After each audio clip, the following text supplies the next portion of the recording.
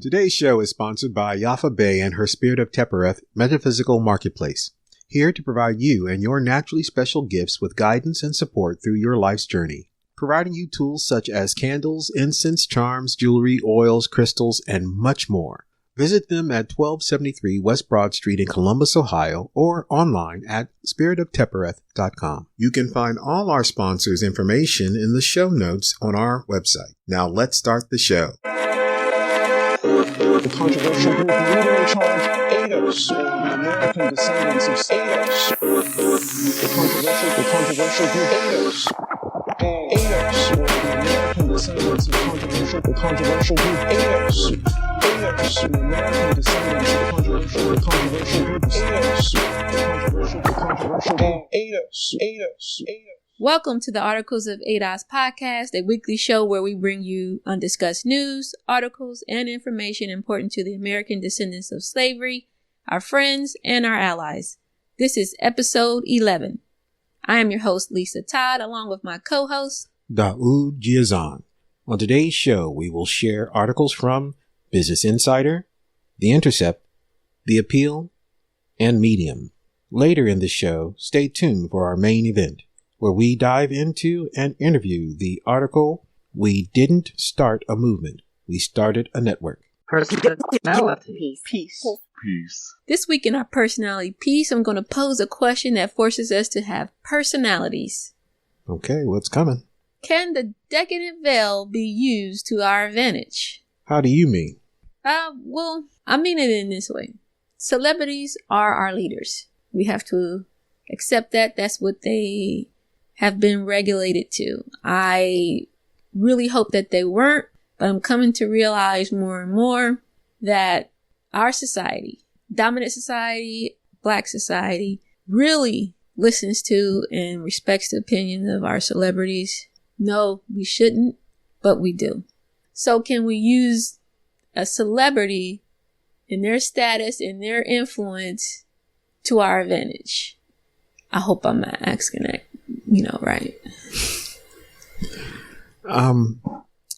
It's another challenge. It's adds complexity to the challenge, but by default, particular examples such as Lil Wayne, they thrusted him forward in that interview he had to project an idea among the masses that being activists and aiming for pro-Black ADOS justice is a non-starter for unification of that message to the degree to which they are in lockstep without. At the same time, most of the people saw it on its face, that it was a capitulation to a lot of degree, and his lack of both education, life experience, and connection to the people. So he's being rejected out of hand. In that sense, the decadent veil can be used as a sign as to what we will refuse to tolerate among those in the entertainment class who are thrusted forward. So that is what's more important to me in regards to the question, is that can it be used? Yes, it can be used to demarcate those who are really not for the struggle and not for the people. At the same time, for those whose messages and approach does have the effect of it positively impacting and progressing the interests, values, and desires of the collective, well, then those should be supported. And I guess that's in a way how we could use the decadent veil. Well, the question leans more towards our advantage. Mm-hmm. And because right now the sentiment is your celebrity be quiet. Some of them should, some of them maybe we can use to amplify our message. Of course, like you said, if they're willing to be educated or, learn more about what the masses of Black people need and then trying to fight for that, not necessarily for their class because they're in a different class now. Mm-hmm. If they're willing to step back and say, okay, yes, I know I'm in a different class. I know I'm in a different tax bracket. Still, I want a strong Black community. I know that where I came from needs to be fixed. They're going to have to, if we're going to be able to use them as an advantage, they're going to have to reach out. Exactly. And they're going to have to say, okay, what can I do? What can I learn? What do I need to know when I'm on CNBC or MSNBC, CNN, all the N's or the Foxes, what do I need to say when I'm there? Mm-hmm. Let's take P. Diddy, for example, as a prime example of what not to do. We know that P. Diddy knows of our existence. Mm-hmm. Tone received an invitation, and then he was backed out of that invitation. So they know of our existence. P. Diddy knows of our existence. And so whatever message he's affected since that first or second thing they did on the Revolt Network that he earlier admitted that he really doesn't own and really doesn't control, which is exactly our message about the decadent veil, then why hasn't he been critiqued more from some of our members who want Tone and Yvette to back down to some degree and be more accepting of types like that? I'm standing with the leadership. We shouldn't. It would be illogical and against the best interests of our children for them to do so simply for the example of P. Diddy, who knows of our existence, has therefore refused to be educated and therefore more precise in his analysis in addressing our collective issues. Not because he's not siding with us or saying everything that comes from Tony and Yvette, but the mere fact that we do know he knows of our existence and hasn't reached out to have that very conversation that we know Harry Belafonte had with Dr. King, so that they could have more unification and more impact and effectiveness for the masses of our people. P. Diddy should be criticized for that, and we could use him as an example for future entertainers of what not to do. That's how we can use the decadent veil. Essentially, they would have to not be a decadent veil, mm-hmm. in the sense that they don't have to tell the truth. We are locked out. Number one, he mm-hmm. kind of hinted at it in the news conference. P. Diddy kind of hinted at it when he was dealing with Comcast, mm-hmm. and they're going to have to they're going to have to announce that I am a decadent veil. What you see is not real. I don't have the wealth. I don't have the influence. Mm-hmm. I can't move. I'm more of a spokesperson than a business owner here. I'm more first of all, they're going to have to tell the truth and not be a decadent veil, mm-hmm. and then get involved. I'm pretty sure there's a chapter wherever Diddy lives or close to wherever Diddy lives. Mm-hmm. Check them out. See when their next meeting is. Diddy, show up. Send an email. You know what I mean? Once you make steps to not be the decadent veil, I think is when we could have a more of a mutual beneficial arrangement. Mm-hmm. Killer Mike might be the closest to that than Diddy, as he showed up to our events. He's been willing to, meet with Tone and, have dialogue. At the same time, he too was susceptible to his class status given our report last time. Yeah. Yeah. I mean, they're in perfect communities, but, if you're willing to, but I think he's more willing to, mm-hmm. Yeah, he's shown that. Yeah. Tell the truth about their celebrity lifestyle and how it's not real. Mm-hmm. And how they are used to show that, to mask our failures. Yes, we can use them to their advantage once they start telling the truth about their decadent veil and then making moves to be more educated towards, the data of ADOS or whatever movement they feel helps them grow and build the Black community and get reparations in the Black agenda for those communities.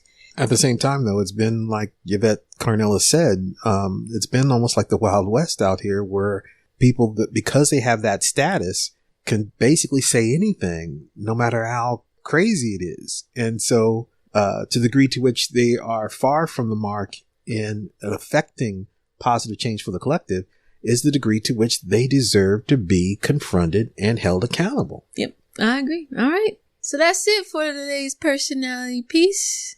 Look forward to next week's question. Off the dome. I'm being silly. Catch the fire. If you're ADOS, an ally or friend, we encourage you to connect with a local ADOS chapter and help change your local politics. Our ADOS Ohio chapter in Columbus meets every fourth Sunday of the month. For more information on the time and location, visit adoscolumbus.org. You can also get more information on the ADOS movement, our politics, and the agenda. Please visit ADOS101.com. New segment alert called This Can't Be Serious. In this segment, we highlight an article and we leave it up to you whether or not it is real or if it's satire. This week's article is shared by Vicki Lewis. Thank you, Vicki, for sharing this article. It comes from the Tacoma Torch, entitled White People Exhausted After 5 Straight Days of Opposing Racism. From Tacoma Park, Maryland. After almost a whole week of opposing racism by sharing inspirational quotes from historic Black leaders on Facebook, white people can't wait until things return to normal again. This has been the hardest week for me, said Mackenzie Christensen. But tonight, I'm going to make myself several cosmopolitans and just try to stay positive about all of this. It's all we can really do to ease tension in our lives. National news has been unusually stressful for white people this week, as police violence has once again claimed the life of an unarmed Black person and then been turned against those protesting the murder. Extensive coverage of these events has forced white people to see the real-life consequences of institutional racism, though luckily from a safe distance. While some of these white people have worked to recognize their privilege and use their advantages to protect the rights of others, most feel they are at a breaking point. I just don't know what I'm going to do if this continues much longer, said Roger Smith. I'm one day away from publicly declaring that I'm taking a break from social media until it returns to a positive experience, like funny pictures of cats and bad quarantine haircuts. Smith says his stress comes from an understanding that systemic racism affects everyone, including the white people who want to be supportive of oppressed racial and ethnic minorities at constant risk of being murdered by agents of the state, but who also don't want to appear as if they don't respect local law enforcement. It's a balancing act between being both woke and fully supportive of people I call every time I think I see a Wait a minute. I'm sorry. That was good. It's a balancing act between being both woke and fully supportive of the people I call every time I think I see a suspicious person in my neighborhood, says Smith. I graded this article a good. It was funny. So, was it real or was it satire? Check it out. Are you busy? Is the news coming so fast you can barely keep up? No worries. The Articles of ADOS podcast is here to help. Hit the subscribe button wherever you're listening right now, and we'll make sure you stay up to date on the news and information that affects you and your ADOS life. In today's rapid news reports, we have some articles that you may have missed, all in some way affect you and your ADOS life.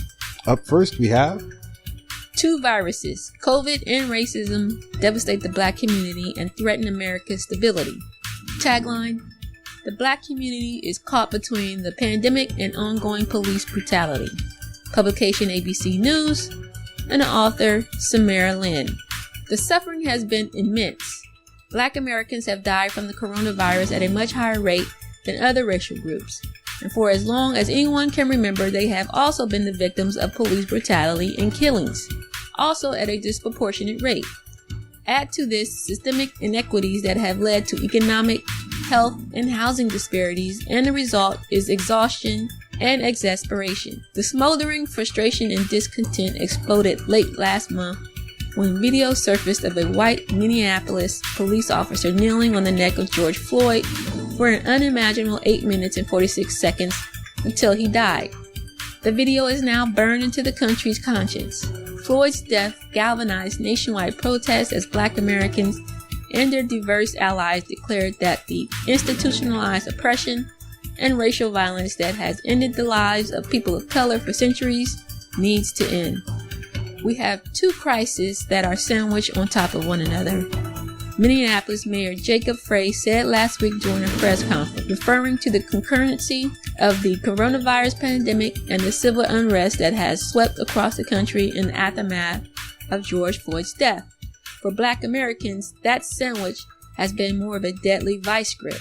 The Black community is caught in between the pandemic and ongoing police brutality incubated by systemic racism. Dual viruses.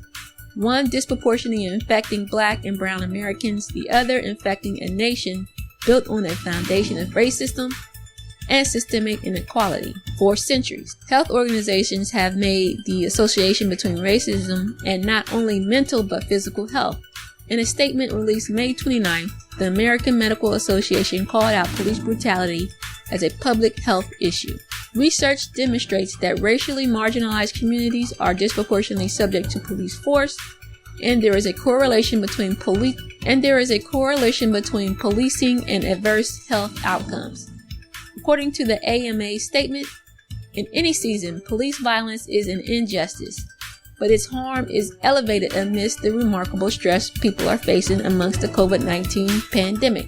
I graded this article a good. And up next, from the publication Business Insider, entitled "The GOP's Claim That Antifa is Infiltrating George Floyd Protests is a Right-Wing Boogeyman That Bears All the Hallmarks of a Domestic Disinformation Campaign."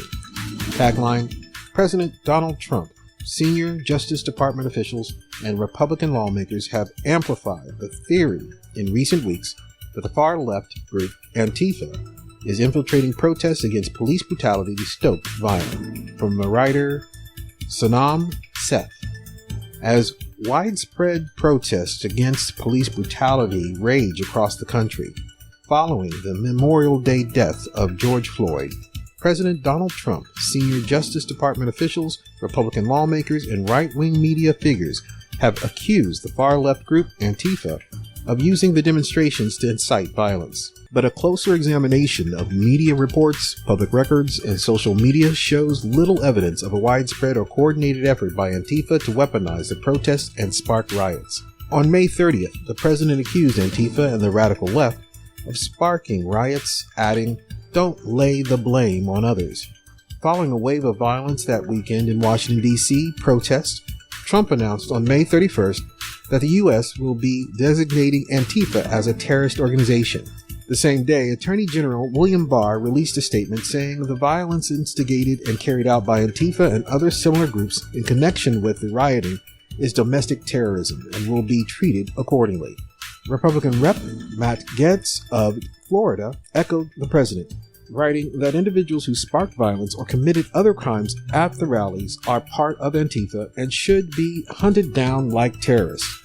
Twitter flagged Gaetz's tweet for glorifying violence, but determined it was in the public interest to keep the tweet viewable, though users can no longer like, retweet, or reply to it.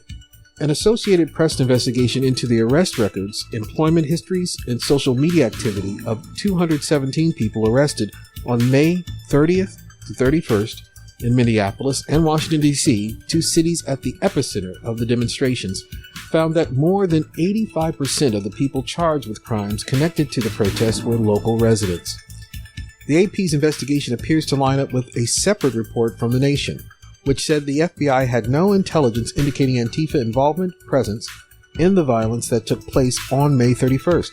The report cited an internal situation report from the FBI's Washington, D.C. field office. NBC News reported this month that Twitter had identified a group posing as an Antifa organization calling for violence in the protests as actually being linked to the white supremacist group Identity Europa.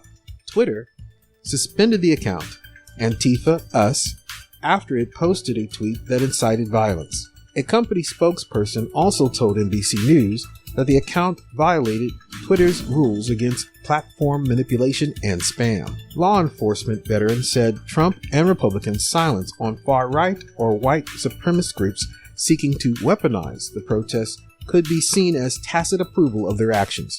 That is clearly troublesome, Chandler said, especially given warnings from the FBI and DHS that these groups pose credible threats to safety surrounding the rally. I grade this article good.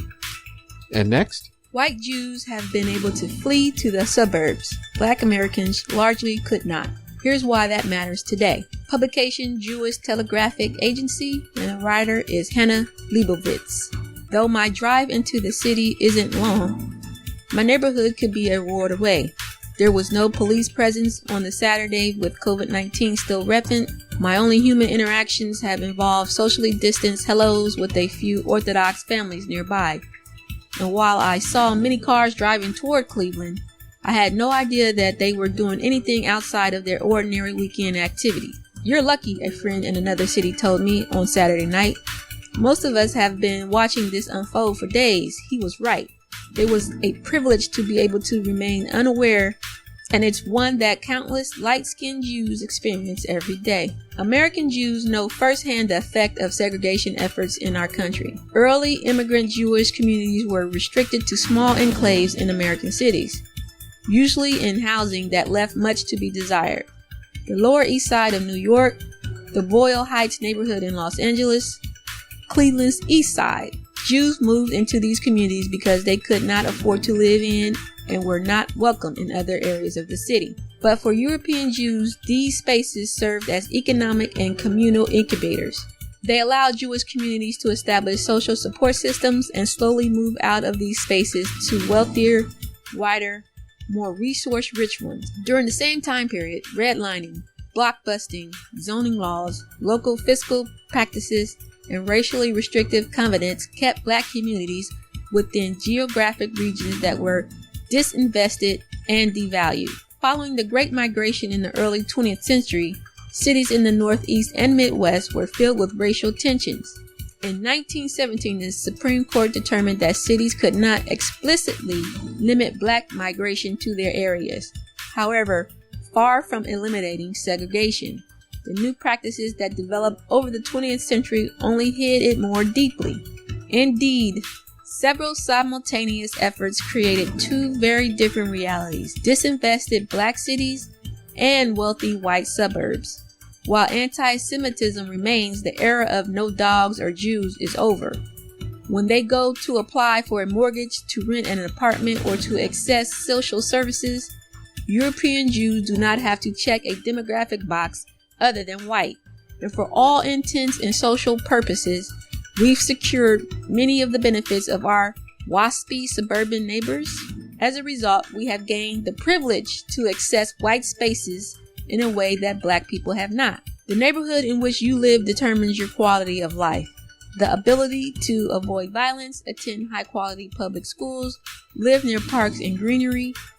Throughout the country, because of racial prejudice and discrimination, Black individuals have less access to these experiences. But more than that, the ability to be one's whole self, to express your views, beliefs, culture, and personal freedoms is not equally dispersed. The actions of Black families and individuals are prejudicially policed and perceived with scrutiny, especially in suburban neighborhoods.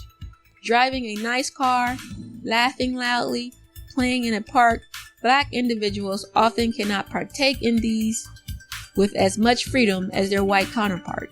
Even in my very visibly religious community, we face little backlash of our presence or our way of life. Time and again, I've seen my community not only unquestioned, but courted. I graded this article excellent. Somebody Jewish told the truth. Sorry. And next, from the publication, The Intercept, entitled "Police Attacks on Protesters Are Rooted in a Violent Ideology of Reactionary Grievance," from the writer Ryan Devereaux.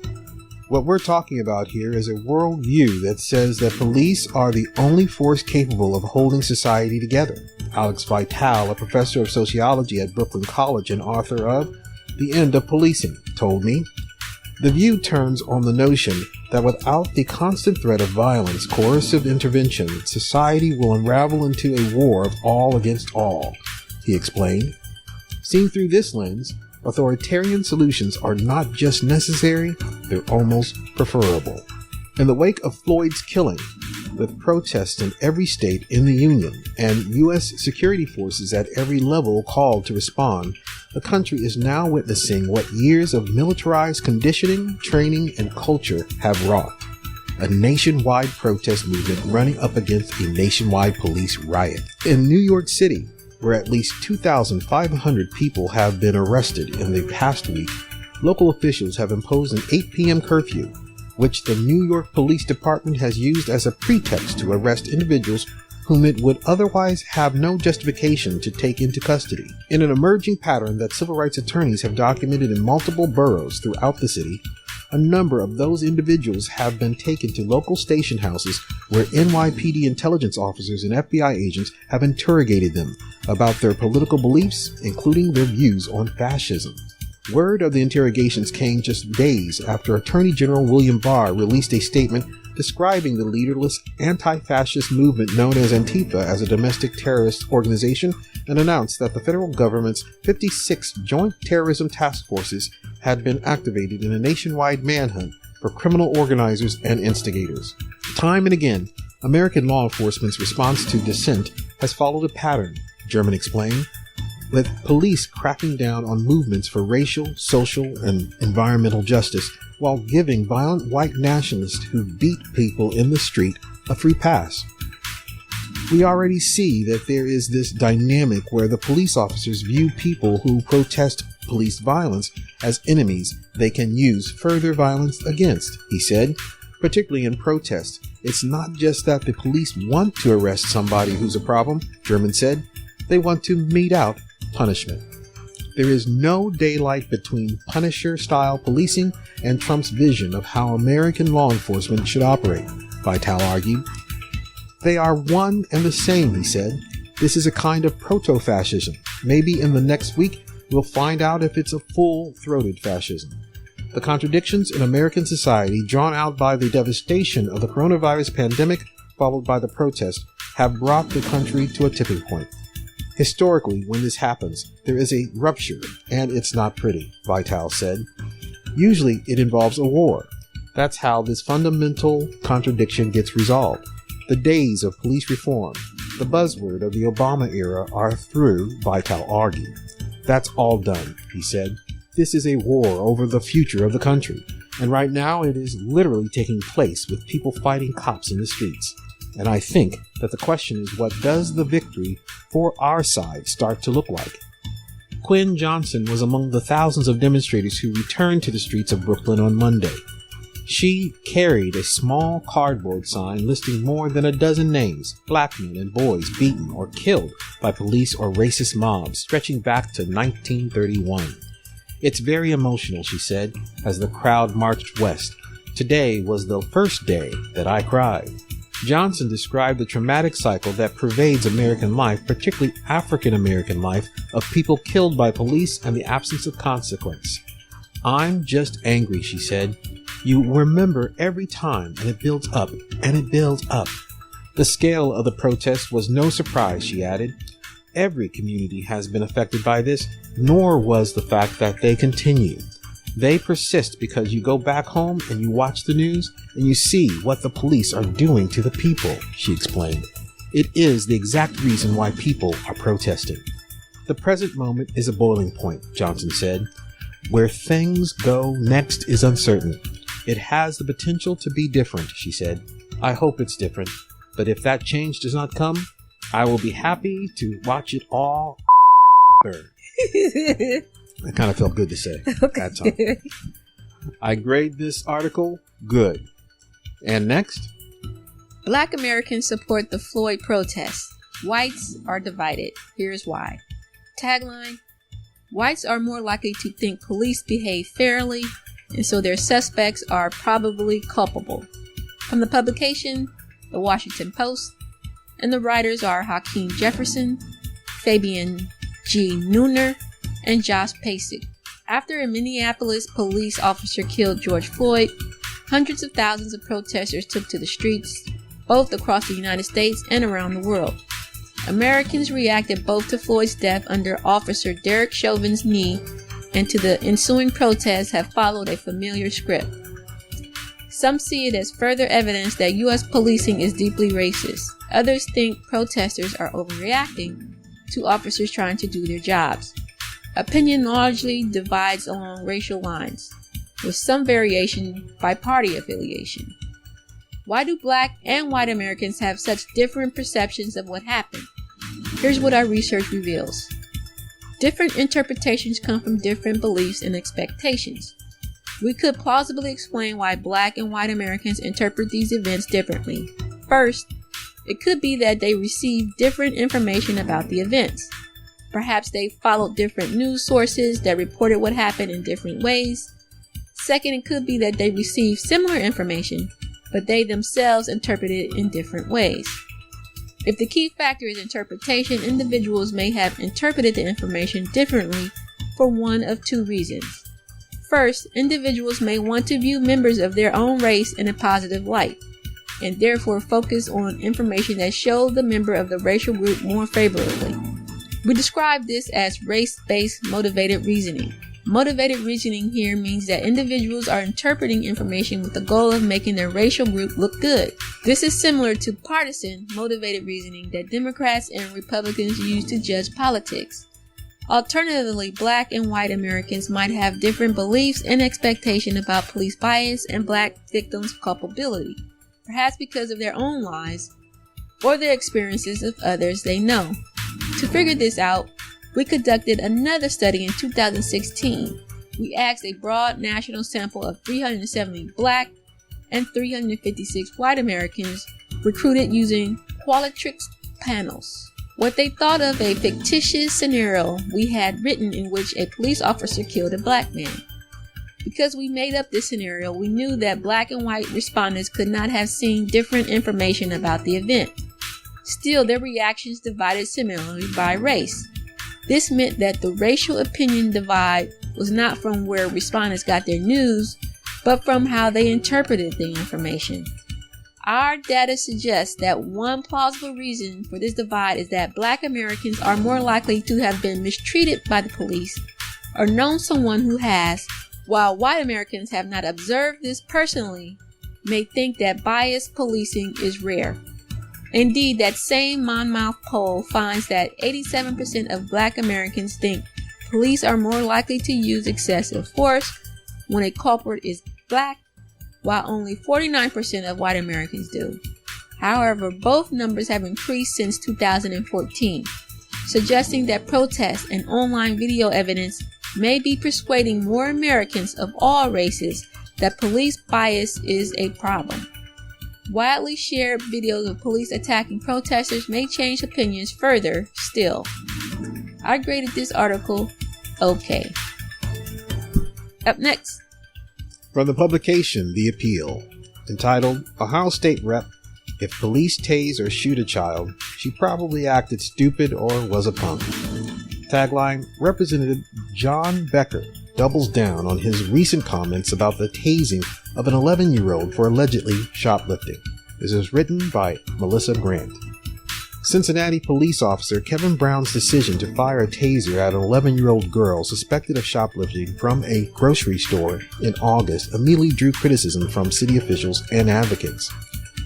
But Ohio State Representative John Becker had a different take. Had it been his daughter, he announced in an August newsletter, I'd be ashamed and embarrassed that she did something stupid enough to get herself tased. An internal review released this month found that the officer had violated multiple rules. A departmental hearing is pending. When he tased the girl on August 6th, Brown was working off-duty as a security guard at a Kroger market. Police say he believed the girl was shoplifting. A report stated that the girl had stolen items, including a backpack, candy, and baby clothes totaling $53.81. Brown fired his taser from about 10 feet away, striking her body just below her waist. Tasers are often billed as less lethal weapons, though tasers can kill. A 2017 Reuters study found 1,005 cases of fatal stun gun use by police, nearly all since the early 2000s, with more than 150 autopsy reports citing tasers as a cause or contributor to deaths. When the appeal pointed out that the child in this case was 11, Becker responded, she was simply tased for resisting arrest. Becker also told the appeal that if police tase a child, it could be an indication of a parenting problem, he added. If I were to do research, I would expect to find that kids that come from two-parent intact supportive families are less likely to get in trouble with the authorities than kids that came from tougher environments. But his response elides well-established research on disparities in policing. According to the Sentencing Project, black youth are 2.5 times more likely to be arrested for property offenses than white youth. In schools, black girls are nearly 4 times more likely to be arrested than white girls, according to a Georgetown Law School study. One reason for the disparity based on an analysis of Department of Education data, may be because black children are more likely to encounter school-based police. I don't know to what degree, if any, racial disparities are a factor, Becker told the Appeal. I don't doubt that Officer Brown would have tased an 11-year-old white shoplifter under the same circumstances. Becker calls himself pro-gun, and earlier this year he introduced a bill to permit teachers to carry concealed weapons in schools. In November, Becker will face a Democratic challenger, Patricia Lawrence, for his seat on the Ohio House of Representatives. Lawrence spoke out against Becker's newsletter comments on police shootings. Every American has a right to a fair trial and due process under the law, she said in a statement. John Becker's comments show not only a lack of respect for the U.S. Constitution, but a lack of respect for human life. I rated this article good. And next? And finally, we have the article entitled, Black Community Braces for Next Threat, Mass Evictions, from the publication Politico. Writer Katie O'Donnell. A new tremor is threatening to shake minority communities as protests over racial injustice sweep the country. A wave of evictions as federal moratorium on kicking people out of their rental units expires. The ban on evictions, which applies to rentals that are backed by the government, expires in a matter of weeks. On top of that, the federal boost to unemployment benefits that many laid-off workers have used to pay their rent is set to end July 31st. Black and Latino people are twice as likely to rent as white people, so they will be most endangered if the protection from removal is ended. But there's no relief in sight from Congress, with Republicans and Democrats not even expected to begin negotiating a new economic relief package until after the July 4th holiday. How many people are going to be homeless? Senator Sherrod Brown of Ohio asked Housing and Urban Development Secretary Ben Carson at a hearing Tuesday at the Senate Banking Committee, his voice rising. How many people are going to lose their homes, and what are you as an administration going to do about it? Carson did not provide an estimate of how many people stand to be evicted when the moratorium ends on July 24th. A HUD spokesman said the agency does not have these numbers available. The moratorium covers evictions, not rent payments, and nearly 26 million people will have trouble coming up with the rent by September amid the economic crisis caused by the pandemic, according to Zach Newman of the COVID-19 Eviction Defense Project. 44% of black tenants said they have little or no confidence that they will be able to meet their next rent payment, according to the latest snapshot from the census conducted the last week of May. I rate this article good. And that's it for this week's Rapid News. All articles featured will be posted in our Facebook group and in the show notes on our website. Time now for the main event. In this week's main event, we will interview the article from the publication Medium entitled, We Didn't Start a Movement, We Started a Network. Writer Patrice Kahn Colors. I will ask the questions and Daud will give the answers.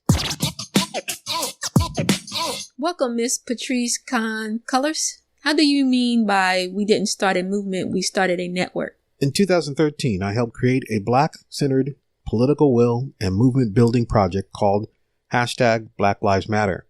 You may have heard of it. As many of you know, it was in response to the acquittal of Trayvon Martin's murderer, George Zimmerman. Another co-creator, Alicia Garza, first uttered the words in a love note to Black people. I slapped a hashtag on it because I understood the power of spreading messages. Opal Tometi caught wind and helped us develop the broader social media platform, among other things. All of us are trained radical Black organizers who have long been a part of a larger Black liberation movement. This story has been told time and again in the years since we co-created the project, which is now a network of more than 30 regional chapters. And in that time, there has been a complicated conflation that has resulted in hurt feelings, online assaults, and a familiar erasure of the work of Black queer women. So you never intended to start a movement that would galvanize grassroots organizers into activism? Instead, you intended to start a network whose goal was centered on erecting Black queer women as leaders of this network of chapters. Am I understanding you correctly? As organizers who worked with everyday people, Alicia, Opal, and I often saw significant gaps in the movement.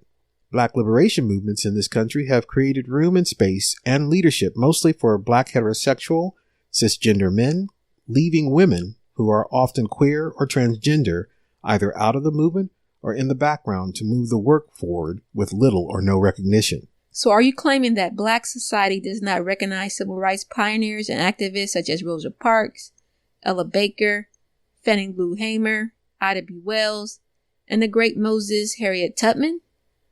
I'll concede that white historians to news editors focus the leadership mantle upon patriarchy. Yet to claim this reflects their interest and heart of Black struggle and its sentiments is gravely in error, don't you think? As younger organizers, we recognized the need to center the leadership of women. Among our movement mentors were queer and trans people whose labor had been erased and replaced with an uncontested narrative of male leadership. So it was not all women you were wanting to head these networks. It was queer and trans Black women you desired to be in leadership and recognized? As hashtag Black Lives Matter developed throughout 2013 and 2014, we utilized it as a platform and organizing tool. Other groups, organizations, and individuals used it to amplify anti-Black racism across the country. In all the ways it showed up. Tamir Rice, Tanisha Anderson, Maya Hall, Walter Scott, Sandra Bland, these names are important. They're inherently important, and the space that hashtag Black Lives Matter held and continues to hold helped propel the conversation around the state-sanctioned violence they experienced, particularly highlighting the egregious ways in which Black women, specifically Black trans women, are violated. Hashtag Black Lives Matter was developed in support of all Black lives. So your interest in establishing this network was recognized and established Black trans women into leadership while developing support for all Black lives, including the lives of Black trans women that are often minimized or excluded from the discussion of Black deaths. I agree. Black trans women's deaths are marginalized and are not given the presence of importance as it relates to heterosexual or cisgender deaths.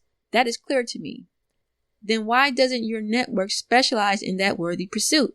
Many of your critics are concerned that you, Ms. Garza and Tometi, have been opportunists, writing the significantly more frequent deaths of heterosexual and gay Black men in order to shed light on the plight of trans Black women, while claiming you care about all Black lives. Your response?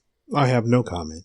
Let's move on to where your network received a significant jump in recognition. Ferguson.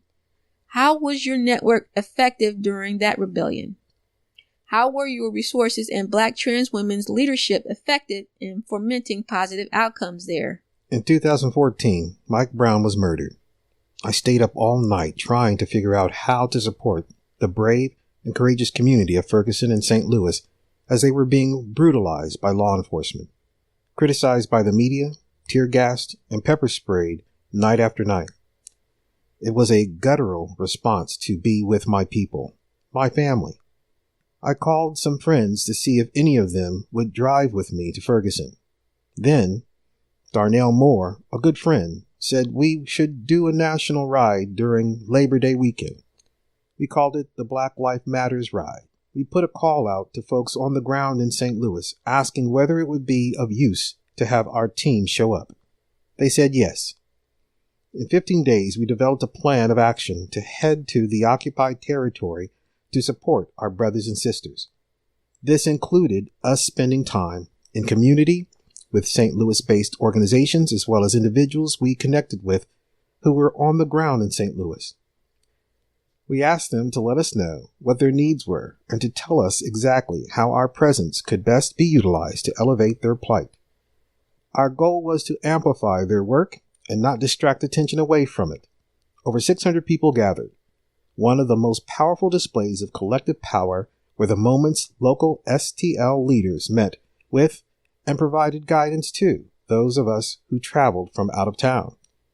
We made 2 commitments upon our return to our homes: to support the team on the ground in St. Louis and to go back home and do the work there.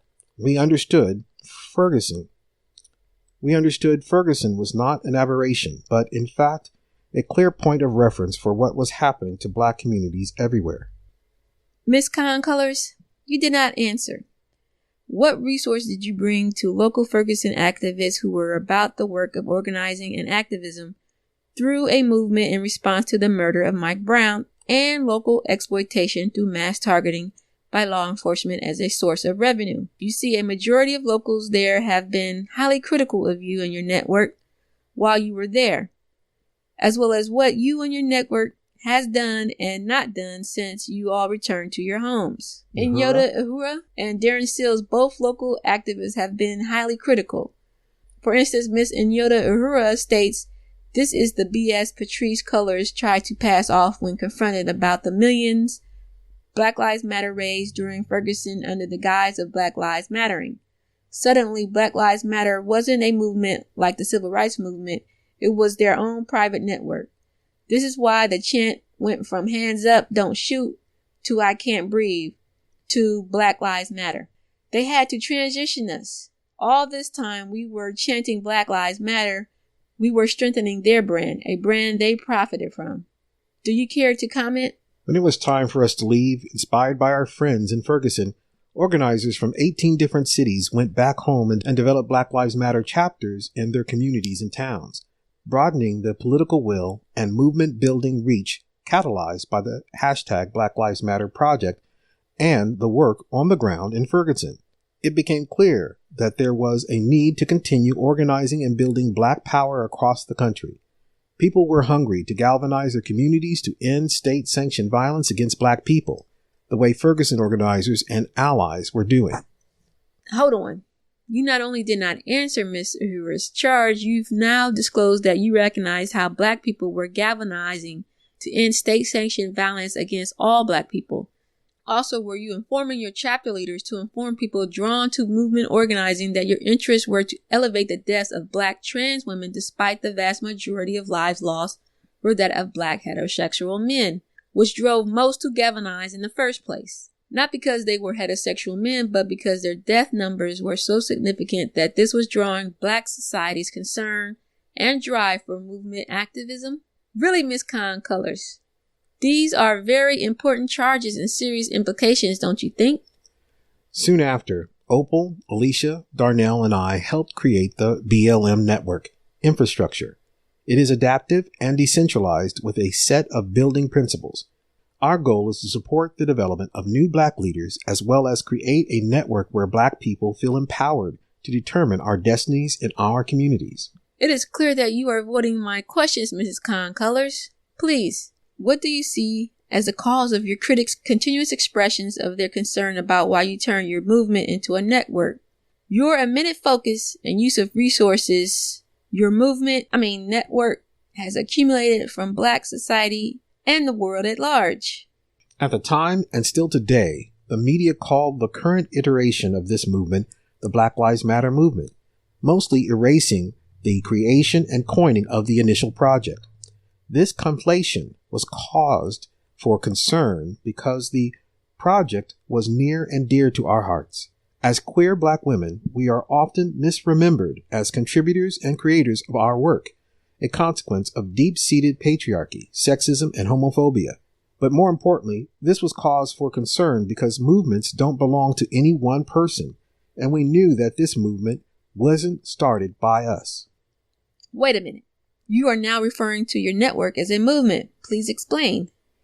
Its roots lie in the Black organizers of centuries ago, our ancestors who, in the face of violence like chattel slavery, lynching, whipping, rape, theft, and separation of our families, fought for freedom from the state. But despite intervention after intervention with the media, they continued to conflate the two, causing a fissure among some. That notwithstanding, hashtag Black Lives Matter would not be recognized worldwide if it weren't for the folks in St. Louis and Ferguson who put their bodies on the line day in and day out and who continue to show up for Black lives. And yet, we knew there was something specific about Ferguson and the efforts of the brave organizers in Ferguson that made this moment different, more radically intersectional, more attuned to the technology of our times, more in your face. Ferguson organizers shifted the energy in this country in the direction of Black liberation in the same and different ways as the case of Amadou Diallo, Rodney King, Jenna Six, Troy Davis, and Trayvon Martin. All the more reason I must press the matter. Darren Seals, again a local grassroots movement organizer in Ferguson, had said to the effect that Black Lives Matter originators are using their sexuality because white folks are going to protect you when you're gay. So they are soliciting all these funds while using the fact that they are gay as a shield. So when asking about what they've done with all the funds, they use that as a shield, claiming that you are attacking them due to homophobia. He indicated that he has gay people in his family and he loves them, yet he felt that the originators were just profiting off of Mike Brown's death. Your response? The project I co-created with Alicia and Opal is now the Black Lives Matter National Network, with over 30 chapters both stateside and internationally. As co-creators and a network, we have consistently pushed and elevated the community of St. Louis and will continue to do so, taking personally the responsibility of uplifting the stories and experiences of those who contributed to building this powerful movement moment. People across the world have shown up to be on the front lines in moving Black people closer to liberation, albeit iteratively. I'm proud of the work each of us has done to make Black Lives matter, and I'm disappointed in what I've experienced and understand as a lack of integrity, honesty, and an outright assault on people. In our current movement, there is no space for disagreeing with dignity, no room for dignified debate and critique. Social media, Twitter in particular, has become an unsafe place for dissent, often ending in a psychological attack on people with opposing views. Indeed, people understand the difference between accountability and emotional violence. Ms. Khan Colors, this in no way directly answers Ms. Uhura or Mr. Seals' charges. Mr. Seals, by the way, was murdered a week after denouncing you and your network organizers. So have several other local grassroots leaders in Ferguson have met similar or the exact same fates. Most of them were shot in their cars with their cars set on fire, with them dying in their burning cars. What have you and your network organizers done to find their killers, given your repeatedly stated support for Ferguson activists? No comment. Ms. Khan Colors, any final words? Like any organizer worth their salt, I'm open to critique, but I won't be bullied or treated badly. I'm an imperfect human, and as such, I have proclivity to make mistakes. And while I make mistakes, I am not my mistakes. We should continue to grow the spaces that allow us to be generative in our approach to conflict. Who is courageous enough to join me in this moment, showing up as our perfectly imperfect selves in spite of and in the face of our differences? I am committed. Are you? Well, that completes this interview. Listeners, you can read this full article on our website in this week's show notes. Coming up, we have the commentary on this article. Did we like it? Did we hate it? Stay tuned. We want to take the time to give our friends and listeners a shout out. Thank you for clicking that subscribe button and for liking and sharing the podcast. You can also continue supporting the show by joining our Patreon, where you can receive exclusive content and promotional items for as little as $3 a month. Sponsoring the show will ensure that we can continue to bring you the news and information important to your ADOS life. So head on over and join us at patreon.com/articles of ADOS. All right, what do we think of this article? I think it is very revealing. It was written in 2016, and I purposely chose it because of the rise in the utilization of the hashtag Black Lives Matter, as well as the funds. I'm getting inundated with emails from people that had characteristically had nothing to do with the Black Lives Matter movement, but are actually using them or variations on their name to justify sending them funds. So I look back at what was going on at their rise, and Ferguson was a major standpoint of the public's recognition of the importance of Black Lives Matter, the hashtag, and the movement, as I understood it up until I read this article, that it's not really a movement, that it's in fact a network. But then the criticisms I read responded directly to the fact that they were identifying themselves not as a movement, but as a network of individuals seeking to grow grassroots Black trans women-led leadership. And the goal was to imply that they were out to advocate for all Black lives. But the network was really out to help raise recognition of Black trans women in leadership positions. So it's a bit confusing, and it leads to people believing that they're using the deaths of Black heterosexual and cisgendered men as an attempt to raise awareness to their particular, what I call a minority within a minority issue. But the people in Ferguson were very dismayed on how the national level failed them.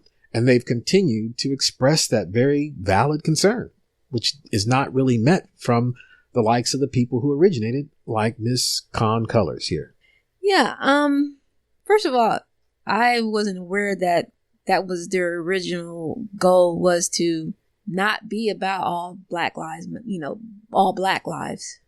Mm-hmm. That it was focused on trans women and the violence against trans Black women, So that's a revelation that I wasn't aware of. I understood that these original organizers, 3 women, were queer themselves. So that was the only thing that I was aware of. I didn't know that their intent was Black Lives Matter was to be for trans women and for them to be in leadership roles in activism. So that was something that I learned here in this article. And as your questions pointed out, well, if this is the way that this was your mission, your goal was to fight for Black trans women to be in leadership roles and to protest their violence against them, then why have all of the mainstream media and all of the social media news have been about Black men, Black women, whether the sexuality, whatever, it didn't matter. Your focus was on creating and fighting for those lives. So you shifted your own mission, you shifted your own goal, and implanted a lot of, as Darren Seal spoke about, implanted a lot of your funding requests from the lives of these high profile police brutality, police violence cases. At the time, I heard the criticism that, oh, here comes D-Ray in his blue vest.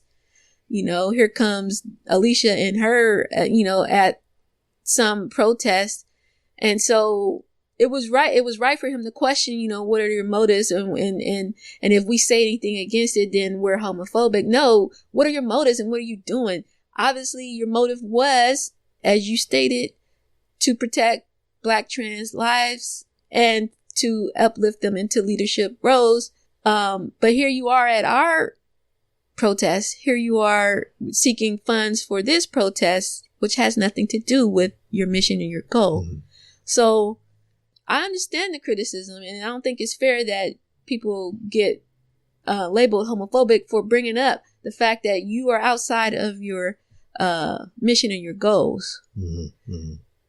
Yeah, I definitely agree. I mean, I as I said privately, I was with them on that because I definitely see, and I even included that in my questioning, that traditionally through white domination media, trans Black women and all homosexual people, all gay people, are often shunted to the side despite their contributions to our struggle.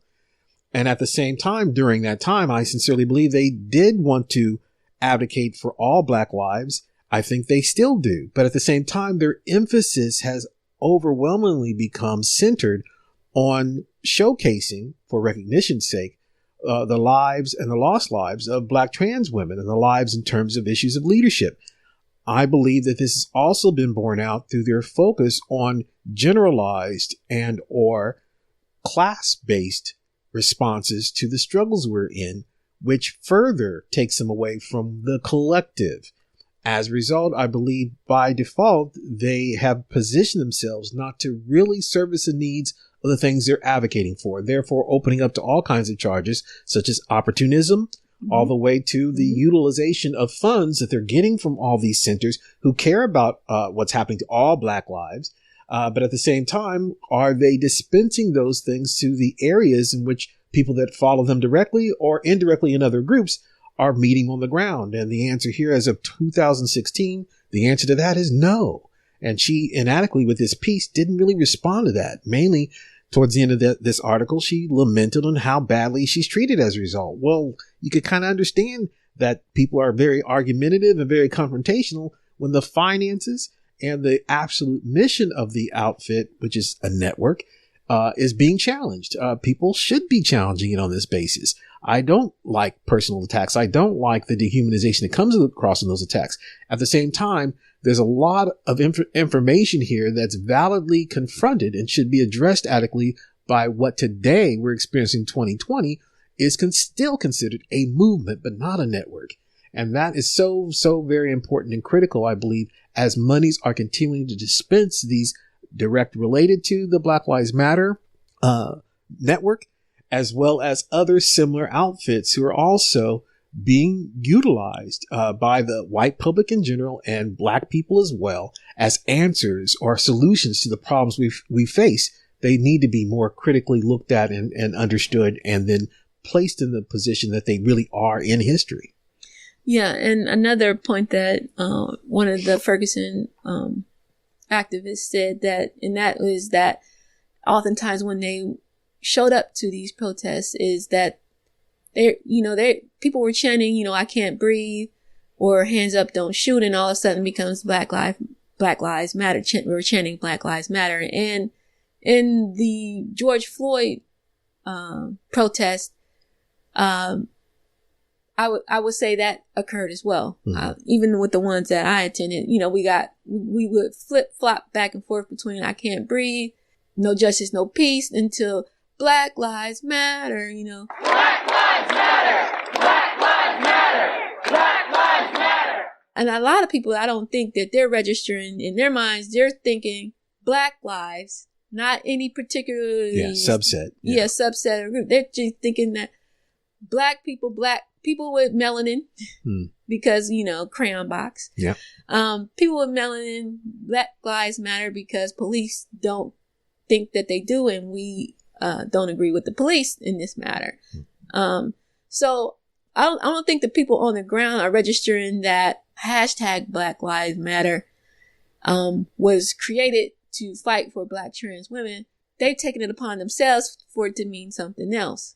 And I don't think the Black Lives Matter organizers have done a great job in correcting people in that. And why not? If your organization is for Black trans women and people are out here screaming Black Lives Matter, meaning everybody Black with Black skin, you haven't done a great job in explaining to them, well, that's not our focus. So if it's not your focus, it leans towards opportunities. Okay, well, we'll take advantage of it. They're saying hashtag Black Lives Matter. We know that it means something else, but we'll let them say it because funding is coming in. Ding, ding, ding, ding. Now, people can criticize us because we are loyal ADOS members, and I can understand that criticism. At the same time... In what way? I'm sorry. That they could criticize us simply because we're ADOS and we're looking at the Black Lives Matter network as competitors for the field of ideas. And that could be a valid criticism. At the same time, just as a regular Black American citizen, I am concerned about the actual direction and intent of the network, as well as for people that have directly been involved in their movement on the ground, have not received adequate resources to continue the work they themselves say needs to be done. Very problematic for me personally, and especially since I was a very strong advocate for the Black Lives Matter network, because I often spoke up for them. But in recent years, and especially in this last 2019 period, they have really revealed themselves in the matter that we didn't even get to in this article, which was their ultimate source of funding. And I'm not even going to give that person any name right now, because that holds in the high question the fact that they are advocating for a subset of the group. And that leadership is giving access funds in which to project that as a thing. I cannot but see that while I supported it in its early days, I cannot but see that today as a means to be there to take and grasp funds ultimately held by the white community that is willing to do help for the black community as they've shown themselves in physical numbers in protests across the country. They're also bringing their funds. And how else can white elites in the society benefit from that? Well, they can fund groups that don't have the ultimate best interest of the collective at heart. And I believe that sadly has been done through the Black Lives Matter movement. And I would have that opinion whether I'm a part of ADOS or not. Well, yeah, I can see also some other ADOS criticism or challenges in this. And then one is we too get, there's a blurred line between whether or not we're networks of chapters and, or we are we a organized movement. Also, another thing that we get, charged with, and that is, not really charged, is that you can't control what somebody does with a hashtag that you create. It can take on a life of its own. Hashtag ADOS, hashtag Black Lives Matter. Once it's in the hands of other people, it takes on what that person intends it, states it for. Hashtag ADOS could have any or whatever words after it that has absolutely nothing to do with what you are trying to convey and present to the world. Same as Black Lives Matter, hashtag Black Lives Matter. So I'll understand that part. But one thing that we don't do as ADOS, and that is confuse the people with what it is. It is a political lineage movement. Yes. And it is for American descendants of slavery. Period.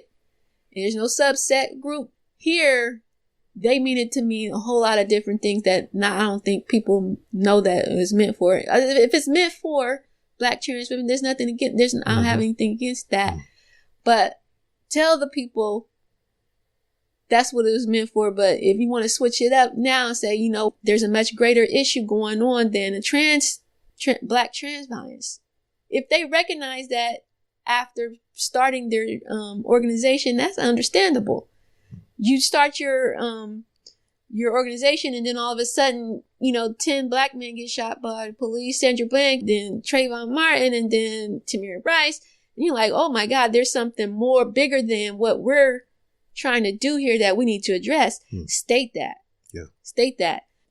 There were some similarities in the ADOS. I always be to that ADOS. But there was some similarity in that we're trying to start an organization. They're trying to start an organization.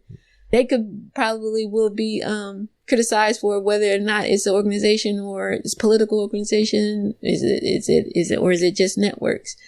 It's both in both cases. And, it's up to those who are organizing to define who you are and explain who you are so that there's no confusion. And I don't think that they're successful at that. All right. Is that it? That's it. All right. And that's it for this week's main event. Listeners, you can read this full article on our website, articlesofados.com. There you have it, family. Another week, another show. Thanks for joining us on the Articles of ADOS podcast. Make sure to visit our website, articlesofados.com, where you can join our mailing list, see the show notes for today's episode, and to leave us a voice message to be featured on the show.